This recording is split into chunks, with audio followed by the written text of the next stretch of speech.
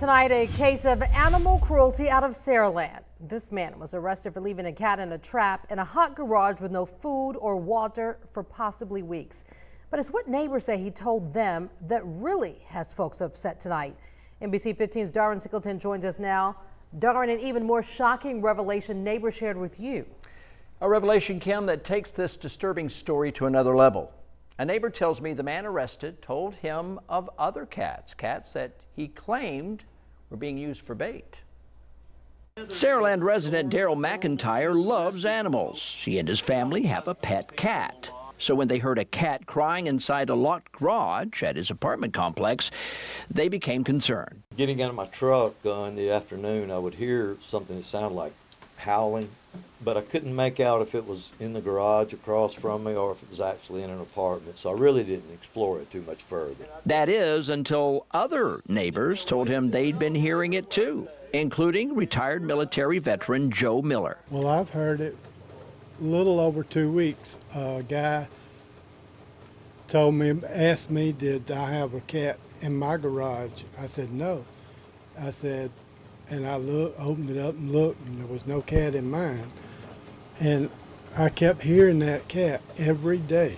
So earlier this week, Daryl decided to do something. Hey, baby. Yo, we're coming to get you, baby. The cat began to call back to me. It's stressful. At that point, I contacted SPCA, which told him to call Saraland Animal Control. But Daryl says when they didn't respond, he knew he had to act. I just think it's a horrendous thing to do, to put an animal in a cage that can't turn around inside a 10 by 10 unair conditioned unit, probably 180 degrees in there, with no food, no water. Daryl called Saraland police, who had management open the garage door.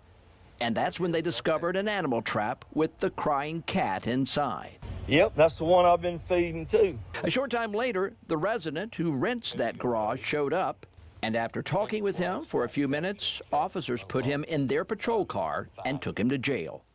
Tonight, this man, Terry Jenkins, faces charges of second-degree animal cruelty. He's been released on bond pending a court appearance. The cat is believed to be in the possession of Saraland Animal Control. But as we were talking to neighbor Joe Miller, the story took another disturbing turn. That the man admitted to Joe there had been other cats. Well, he actually told me that he carried them to a friend that tied them up to bait coyotes with. He told you that? Yes, he told me that. I just hadn't had anything to do with him since he told me that's what he did with the cats that he caught. Now, in Alabama, animal cruelty is a Class B misdemeanor that includes intentionally or recklessly mistreating an animal. That includes depriving an animal of necessary food, water, or shelter.